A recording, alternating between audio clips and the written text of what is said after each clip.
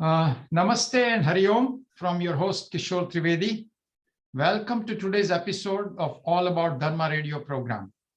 As you know, this radio program is a part of Know Your Dharma initiative of the Hindu Society of North Carolina.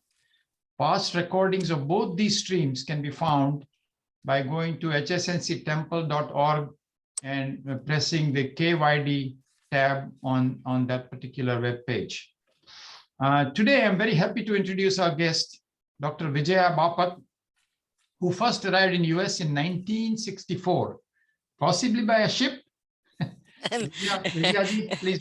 No, I came by plane, but it was a propeller plane because 747 was not available at that time. Yes, so please go ahead and introduce yourself. Yeah, my name is Vijaya Bapat. I'm a physician, specialist in pediatrics and public health. And I also am a writer and love to act and direct plays, love poetry, and just love people. That's all. Vijayaji, you grew up in India and came here in your 20s. Please tell us about the practice of dharma during your childhood. In my childhood, in our house, we had a lot of what we call dharma. So they were all your own family deity, and you were supposed to do something in Navratri, something in Ganesh, and something, around the holy time, etc. So there were a lot of kind of dharma during the year. And our family was religious, but more spiritual. They were not hung up on rituals. We had rituals, we did it. And the good thing is, I had a father and other people in the family. I used to always explain, why do we do this? Why do we do that? And they were very good in explaining that. So that's how I think myself as certainly Hindu and very spiritual, but not as hung up on rituals. Very good. So, all these pujas and kul dharma that you've described are carried out in Sanskrit. So were you exposed to Sanskrit in your early days? Yes, I was, because all the artis and mantras were in puja, were in Sanskrit, sorry. And so you heard a little bit of Sanskrit and you were explained the meanings of some of the words. Then we were lucky to have a Sanskrit as a subject in the school, which I really enjoyed. Unfortunately, after I matriculated, because I wanted to go in medical school, as you know, we have a track system in India, and the liberal arts courses are not available when you go on the science track. So my Sanskrit education stopped at matriculation. So now I feel like I get the gist of things, but certainly not expert in Sanskrit. So I like to tell our audience that these days there are several different avenues of learning Sanskrit. One is Sanskrit Bharati. They conduct many different levels of courses. And another is Hindu University of America. They also have Sanskrit courses. So just in case, if people are excited about learning Sanskrit, it's not too late in life. It is possible to learn. So Vijayaji, tell us about your transition from India to US. In 1962, President Kennedy came to India and he saw a lot of qualified people in India and not as many jobs. The situation was reversed in America. So he and our government experts at the time, including Nehruji, they decided that two countries will benefit from the exchange visitor program. They developed such program and there were many scholarships created, and I was a beneficiary of one of those scholarships, and that's how I came to America. Of course, then you had children when you came to America. And raising children and giving them Hindu sanskar in those days must have been extremely difficult. Yes, it was because you had a strong desire to pass on the Hindu Samskriti to your children. And I tried in the beginning, for example, just one thing I mentioned in the write-up, that I made a diya and I put it in front of my door on Diwali. But it only depressed me because there were no other diyas, there was no festival, nobody else was celebrating anything. So it didn't feel like Diwali. I used to tell my children always stories about our religious festivals, the meaning behind it, etc. But that was the limitation. The other thing I really realized as children grew up, that they were getting, it was hard for us because we didn't have a lot of things, no food supplies here, no no kind of things that samagri or anything that we need, any of the puja. But it was harder for children because they were getting different messages at home and in school. And there were not as many Indian children. Nowadays, we are lucky. Most schools have more than one Indian child. But those days, my children were the lone Indian children in their whole school. And so it was hard. And they got a message from some of the teachers that were not familiar with Hinduism. So to get the different messages today, while you are developing your identity in America, was hard on children. Some things were turned off for them. So that taught me, I learned from my children that you don't want to do anything that turns them off from your religion or from your religious education. And you have to really adapt your educational method to where they are and in the way they can understand it. So you also had to start teaching children the language and as well as the Hinduism, right? Yes, I did, because again, there was, even our own leaders sometimes, they were British educated, and they would say things like Shivaji was a misguided patriot.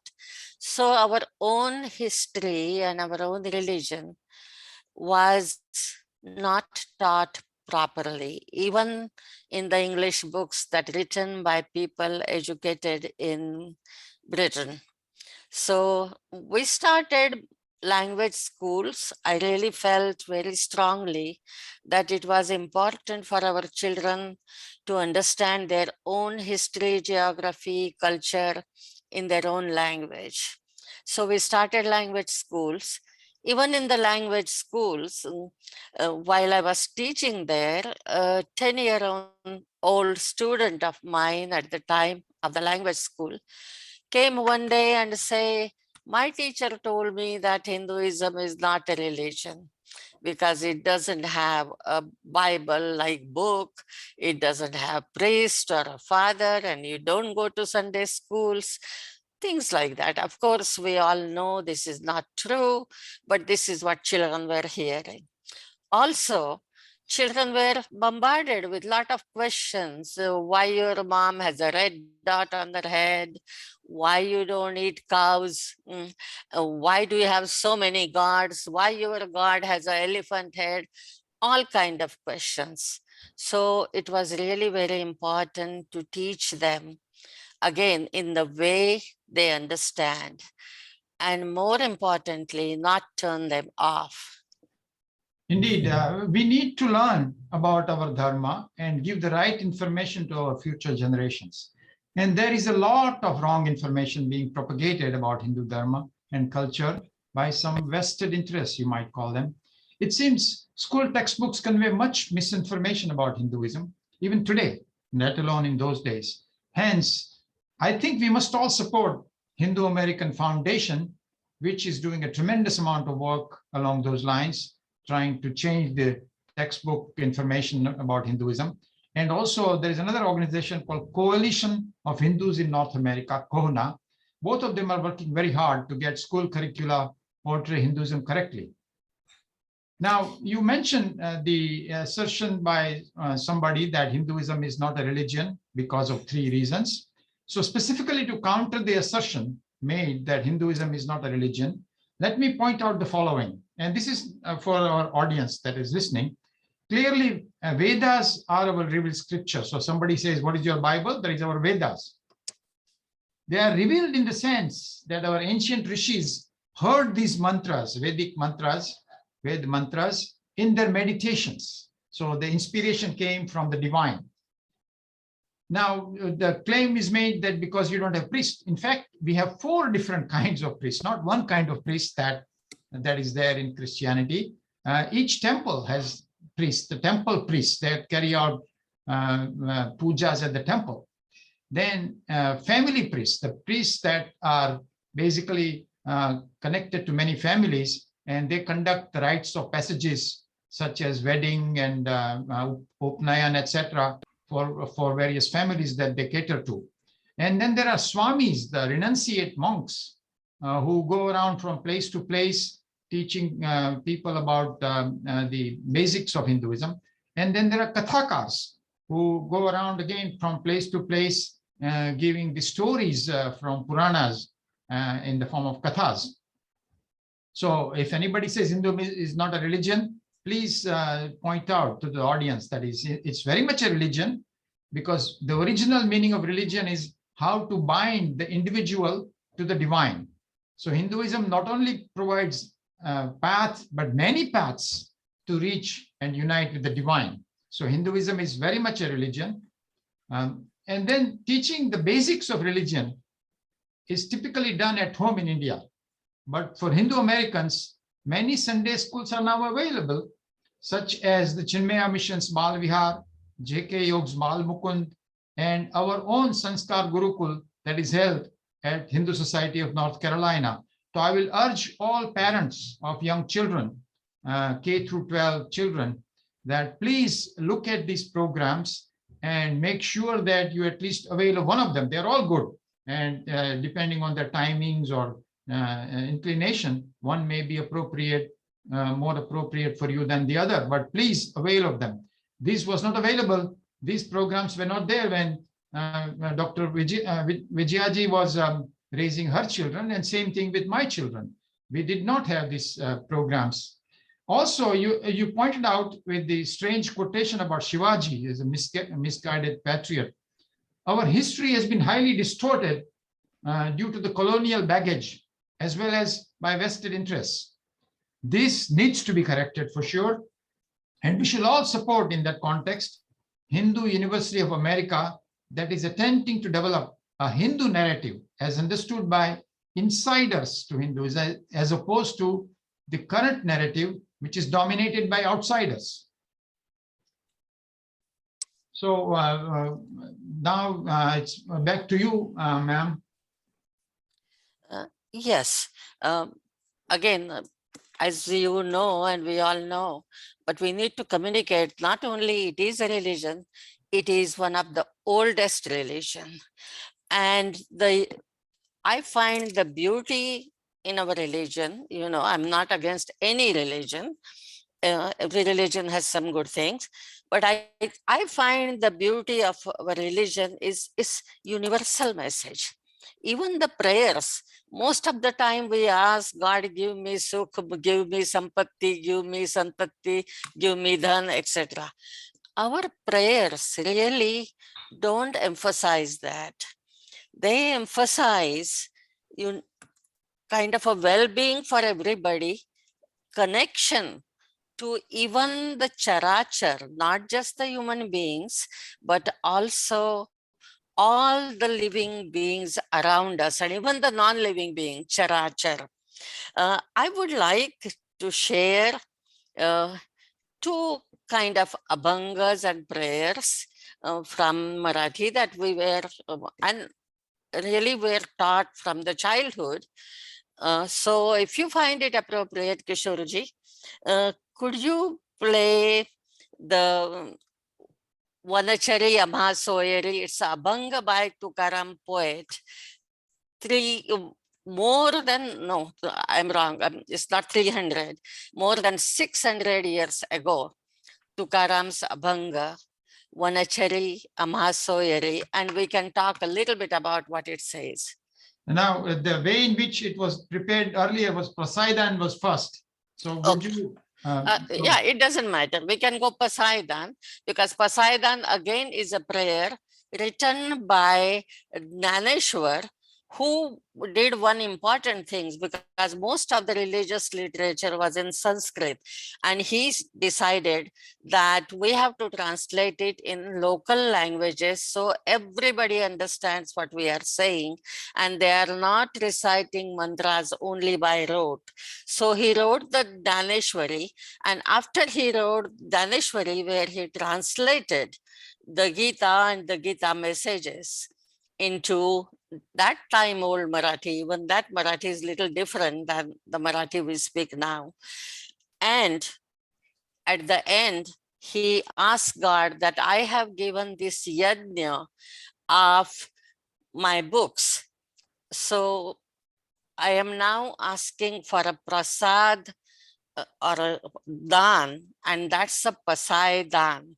And where he's basically saying, what I am asking, he had a very, very hard life. We won't go into that, because a lot of people who were concerned with rituals really troubled, and their family went through a lot. So he asked for, God, give us the suns that doesn't have the heat, the moons that doesn't have the kalank on them, and let this earth be filled with sajjans who don't have any ill will and who only have the love in them to share with everybody, and let this this world be filled with sajjans that will share the message of love and interconnections with each other. So now, should I play then that? Yes, please. So this is Pasaidan by Yes. Sant Gnaneshwar.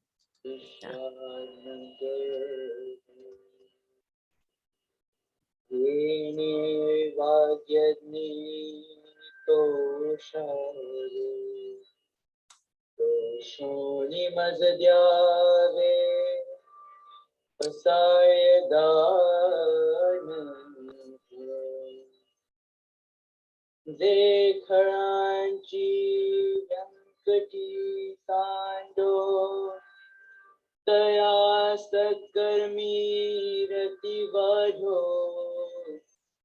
भूतान परस्परे जडो मैत्र जीवाचे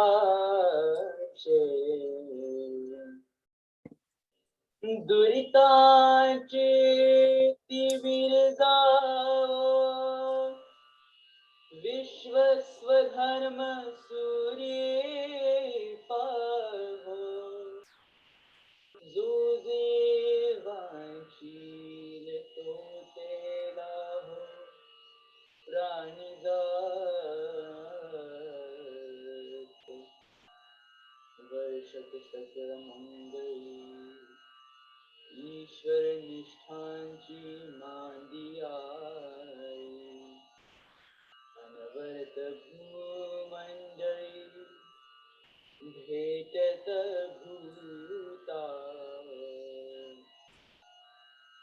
चला कल्पतरूंचे आरव चेतना चिंतामणीचे गाव बोलते जे अर्णव पीयूषांचे चंद्र में जे अलांछन मातंड जे तापहीन तीसरवाही सदा सज्जन सोय रे बहिनां सर्वसुखी पूर्णभूरिति मिलोति जितो आदिपुरुषे अखण्डित आनिग्रन्थोपजीव्ये विशेषी लोकीये दृष्टा दृष्टविजये को अवेजी येथमनेषि Visvesvaraya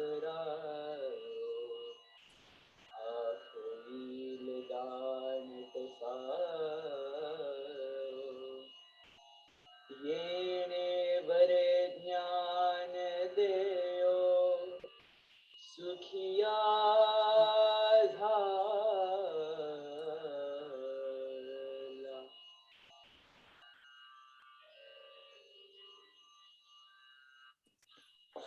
Beautiful. Now, since some of the audience may know Marathi, but many others are like me, not knowing Marathi. So would you mind reading this translation that I've somehow got from a lot of sources? Yes, and again, because Marathi is like many Indian languages, excuse me, please ignore that. So it is Sanskritodbhava, from the Sanskrit, the language has come. So many words are very common for all, sorry about that. So many words are very common: Martanda, Tapahin, Chandrama, Alanchan. So we can make out, but I will read it. You know, may the self of the universe be pleased with the words and bestow his grace on me. This is Pasayadan, he is asking Prasad. May the evildoers no longer commit evil deeds. May their desires to do good deeds increase instead, and may all the beings live in peace and harmony and loving each other. May the darkness of evil disappear. May the world see the rising sun of righteousness. May the desire of creatures be fulfilled. May everyone keep the company of the saints, devoted to the search of the divine, who will shower their blessings on them. The saints are the walking gardens. It's like Kalpataru. You know, we all know what Kalpataru is. That gives us all the wishes. It's filled with wish-fulfilling tree, Kalpataru. And they are living villages studded with wish-fulfilling gems of sajjans, the good people. Their words are like oceans of nectars. And may those words be sprinkling on us all the time. May all beings of all the worlds be filled with the joy, and may they worship God forever.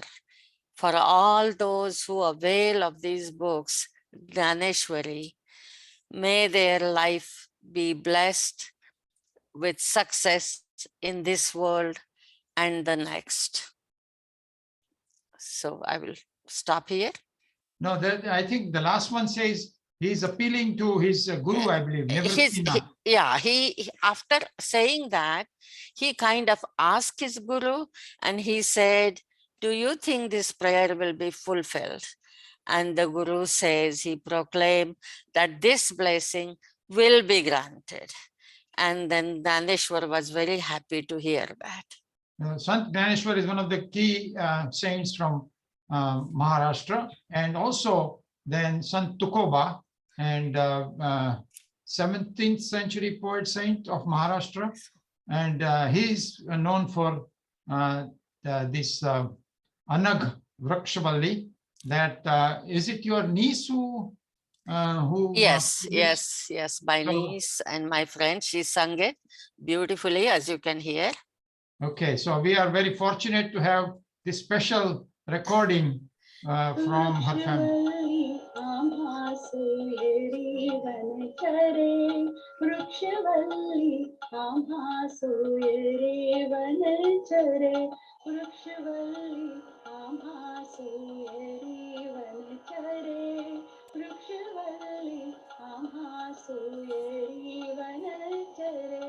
पक्षी है सुस्वरे आळवीती वृक्षवल्ली आम्हा सोयरी वनचरे वृक्षवल्ली आम्हा सोयरी वनचरे येणे सुखेरुचे एकांताचा वास येणे सुखेरुचे एकांताचा वास नाही गुण दोष अंगायेत वृक्षवल्ली आम्हा सोयरी वनचरे वृक्षवल्ली आम्हा सोयरी वनचरे आकाश मंडप पृथ्वी आसन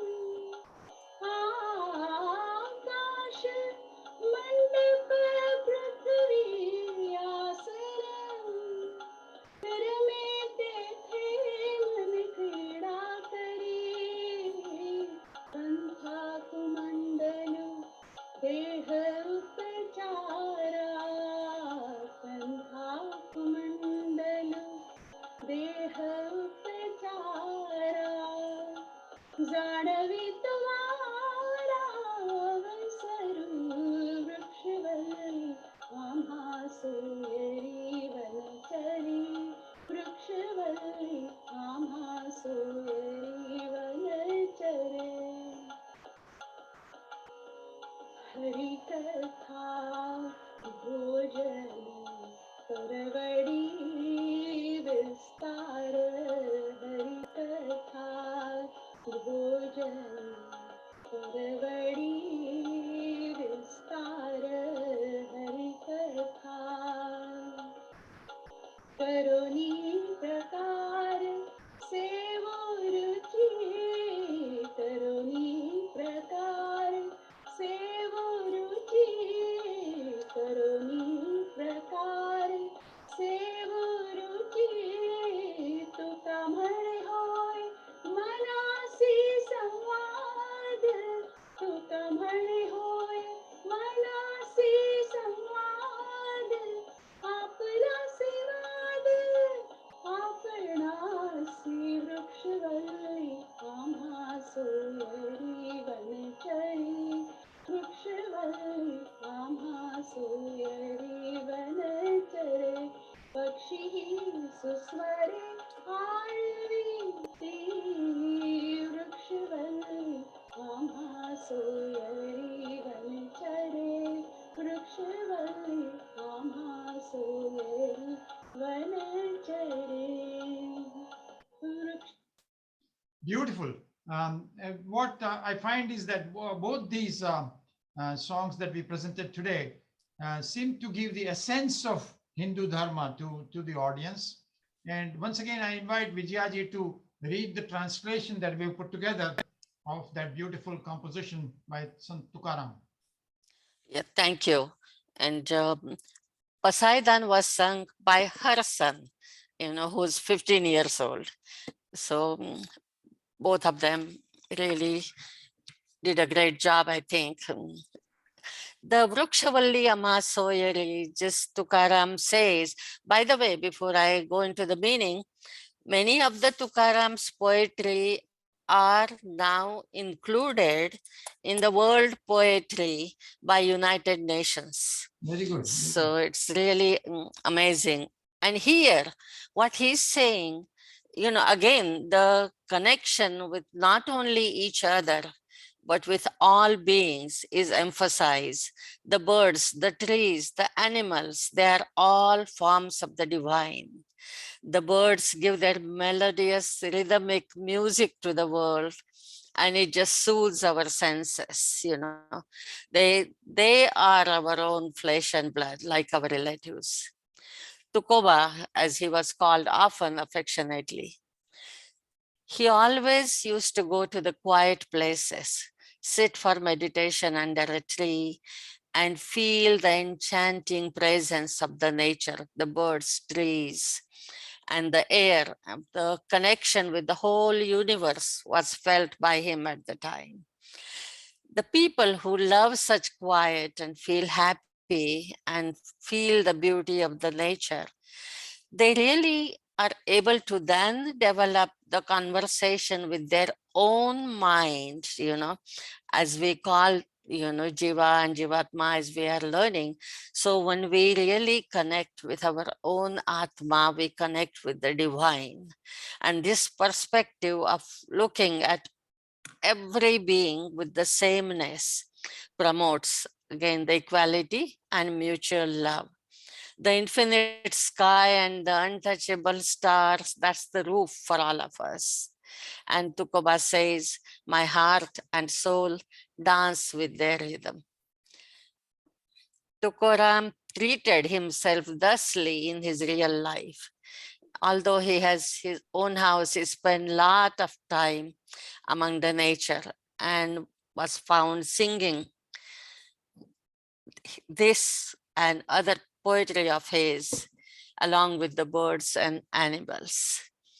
And if you want to give a therapy to your inner self, you only need enough clothes that will allow you to walk in the society and just enough water that you can get in your kamandalu. You don't need anything else. These meager things are the best way to cleanse and enhance your soul. The reason, you know, and again, you know, I see Kishore Bhai, I don't know if you want to talk to me about this or, but the prayer that we all are familiar, Sarve Sukhina Bhavantu. Yeah, so there are a couple of lines left here before that, after you set yourself from the Tukaram thing, but that's okay. Yeah, because I feel that I said the essence, but I can read it, you know. After you set yourself on the path of meditation, you need no food. Just like he say, all the water that is you can carry in your kamandalu, that's enough, and a little food. I consider this meditation, you know, in my day, the air, water, meditation, the sky, and this holy earth is enough for me to live by. Tukoba says in a vital line at the end of the poem, you know. He says, after doing this, your inner self will talk to you. As I mentioned, you have developed your own conversation with yourself that enriches you. It will let you know who you are, and what is your purpose behind living on this holy land. Beautiful. So this Abhang by Tukaram reminds me of the prayer that is sort of a motto of our Hindu Society of North Carolina, which I can recite. Om Sarve Bhavantu Sukhinaha, Sarve Santu Niramayaha, Sarve Bhadrani Pashyantu, Ma Kaschit Dukkha Bhag Bhavet. Om Shanti, Shanti, Shanti. I invite you to read the translation if you will. Yeah. May all be happy. May all be free of illness. May all see what is auspicious, and may no one suffer. Om, peace, peace, and peace. And also the environment was mentioned in both the prayers. So Hinduism says, which is also pointed out very well in the two prayers, that God is everywhere, not just in human beings, not just in animals, but also in nature, in trees, oceans, and plants. There is not an atom in the universe where God is not. Thus, defiling the environment is to displease God. So environmental movement is a part of Hinduism from day one.